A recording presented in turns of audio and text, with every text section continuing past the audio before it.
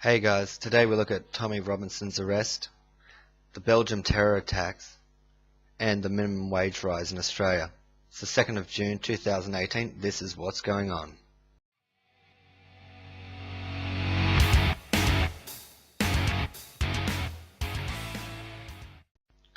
So Tommy Robinson is a British political activist and citizen journalist who came to be known in Britain almost a decade ago when he founded the English Defence League.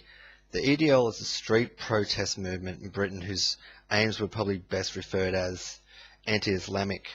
It emerged in the town of Luton after a group of local Islamists disrupted the homecoming parade of a local regime returning from service from Afghanistan.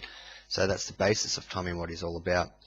So last Friday, Robinson was filming outside of Leeds Crown Court where the latest grooming gang case was going on. Robinson was outside the court and appeared on his own live stream to be filming the accused and prompting them with questions on their way in.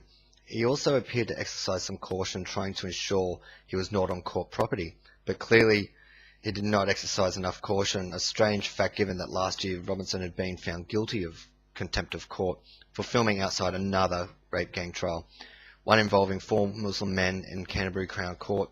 On that occasion, Robinson was given 3 months prison sentence, which was suspended for a period of 18 months, which meant he would be free so as long as he did not repeat the offence. Tommy Robinson has been jailed for 13 months for breaking contempt of court laws with his Facebook Live video. His sentence can be revealed for the first time after the Independent and Leeds Live fought the reporting restriction put on the case at Leeds Crown Court. Making clear distinction between legitimate journalism and Robinson's activism, while sentencing him, Judge Heather Norton said, "This contempt hearing is not about free speech. This is not about the freedom of the press." Judge Norton sentenced Robinson to 3 months imprisonment but suspended the sentence for 18 months, meaning it would not come into effect if he committed no further offences after his lawyers claimed that he was ignorant for the filming ban. Now, the 2 issues I have with this. The first one is, why is there so much protection for young grooming of young girls? And why is it so, the secrecy of their crimes? The second issue I have about this is that the media ban is just, it's disgusting. How dare they enforce a coverage ban? This is just absolute madness, and it showcases how far we've fallen. Alright, a gunman's killed 2 police officers and 1 civilian in a Belgium terrorist attack. A gunman has killed 2 police officers and a passerby before being shot dead in the centre of Belgium's city of Liège, in what the public prosecutor called a terrorist incident. The man was named by public broadcaster RTBF as a 36-year-old petty criminal and drug dealer who was let out of jail on day release on Monday. A Belgian politician said the man had been on the anti-terrorist police watch list after being radicalised in jail, apparently a convert to Islam, which for me raises questions on its own. It seems to be freed unsupervised and expected to return. Officials said the man attacked a policewoman, one aged 45 and one aged 53, from behind with a knife, best described as a box cutter. This happened at about 10:30 a.m. on the boulevard in the centre of Belgium's 3rd biggest city near the German border. After slashing the officers, the man stole their handguns and shot them both. He shot dead a 22-year-old trainee teacher who was sitting in his car before entering a high school about 100 metres away and taking 2 female employees hostage. That triggered a major intervention by armed police. Pupils were moved to safety as a gun battle broke out, sending people in the streets racing for cover. Several police officers were wounded before the attacker was finally killed. The goal of the assassin was to target police. This is what Liège police chief told news conference. The case highlights the risk of even petty criminals being radicalised while incarcerated. Convicts have been behind several recent attacks in Europe, including some using weaponry like knives and rental trucks. The National Crisis Centre is on high alert since attacks by Islamic State in Paris and Brussels in the past 3 years, and indicated that the man was acting alone and follow-up attacks were not expected. A Quran and prayer rug were found during the search of his cell. Belgian media said that he had been put on the radical watch list last year. A newspaper also said police also suspect him of a murder on late Monday of a criminal associate whose body was found in south of Liège.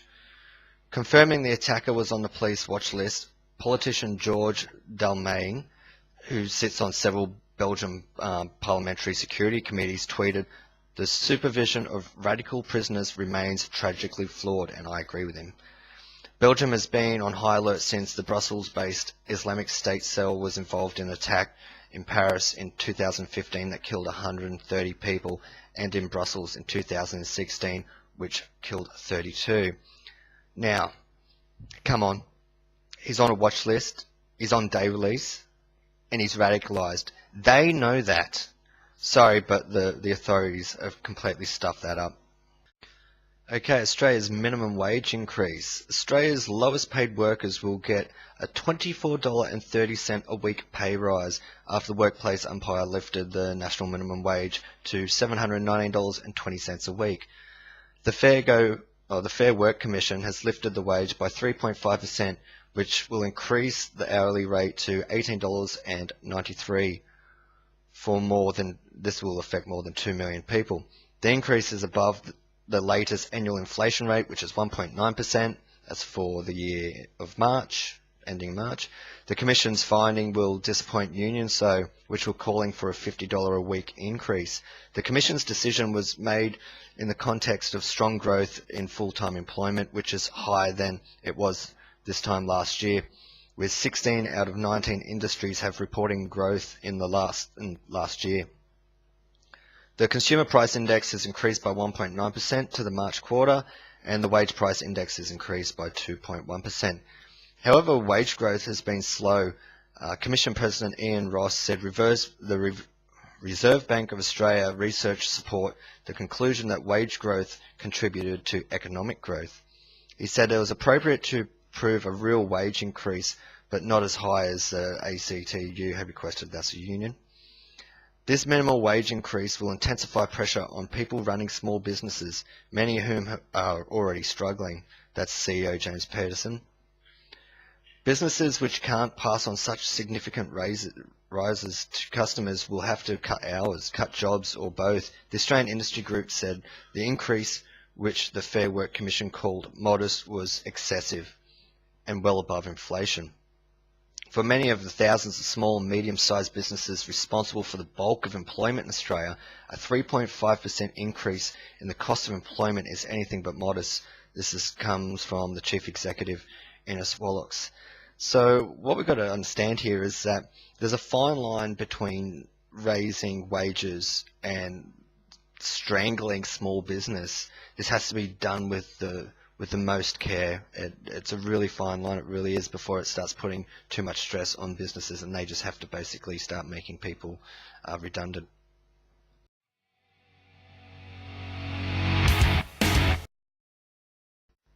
Alright guys, Fast 5, here we go. Elon Musk hits the news. Number 1. Elon Musk has launched a rocketing attack on the press after a run of negative and embarrassing coverage against him. The Tesla and SpaceX boss suggested that he will launch his own website for ranking the integrity of news sites and journalists. That would help protect against false coverage, which he claimed was the result of journalists' desire to please traditional car companies. Go Elon. Number 2. Kim Kardashian in the White House. Donald Trump has met reality TV star Kim Kardashian West as she visited the White House to advocate on behalf of a woman serving a life sentence for drug offences. The US president confirmed the meeting via Twitter, writing, "Great meeting with Kim Kardashian today. Talked about prison reform and sentencing." Kardashian West has been urging Mr. Trump to pardon Alice Marie Johnson, 63, who has spent more than 2 decades behind bars and is not eligible for parole. She was a kingpin in a drug trafficking cartel which imported tons of cocaine. But each their own. Number 3, Roseanne axed. On Tuesday, the ABC abruptly cancelled Roseanne hours after Mrs. Barr, which is Roseanne, the show's star and co-creator, posted a racist tweet about Valerie Jarrett, an African-American woman who was a senior advisor for Barack Obama throughout his presidency and considered one of the most influential aides. Mrs. Barr wrote, "If the Muslim Brotherhood and Planet of the Apes had a baby..." Yeah, that's a bit rude. Mrs. Barr later apologised, but it was too late, and announcing the show's cancellation. ABC Entertainment President Channing Dungley said in a statement that Roseanne's Twitter statement was poor, repugnant, and inconsistent with their values. Alright, number 4. Dumper gets 3 years. Sydney's most notorious waste dumper has been sentenced to 3 years in jail for his crimes and will be made to pay for newspaper ads publicising his punishment. Dib Hanna has repeatedly been caught illegally dumping asbestos around Sydney over the past decade and has previously escaped with fines and suspended prison sentences. What a grub. Like, it's not just the general waste, this is asbestos, which has, as people know, has huge health complications. On Thursday, the Land and Environment Court sentenced him to 3 years prison with a non-parole period of 2 years and 3 months for dumping waste on private properties. Alright, number 5. Amazon bans Aussies because of GST. Treasurer Scott Morrison said he doesn't apologise for the government's decision to push ahead with controversial online GST changes despite Amazon cutting off access to its overseas sites. And a result, the e-commerce giant announced today it was announced on Thursday it would stop shipping for overseas purchases to Australia from July 1 in response to the new laws which require overseas businesses to register with the Australian Tax Office and collect GST on all goods sold. This includes purchases under the current low value threshold of $1,000. It's our law GST, they're trying to dodge having to pay extra tax. That's basically what it's all about. Well, that's it for another week of the news review on what's going on. If you've enjoyed this, please leave a like. If you would like to be notified of upcoming, please subscribe. If you want to send us some mail, it's at wgoadamelder@gmail.com. Or if you want to argue with me, you can do it on Facebook or Twitter. So till next time, enjoy yourselves, and I'll see you next week.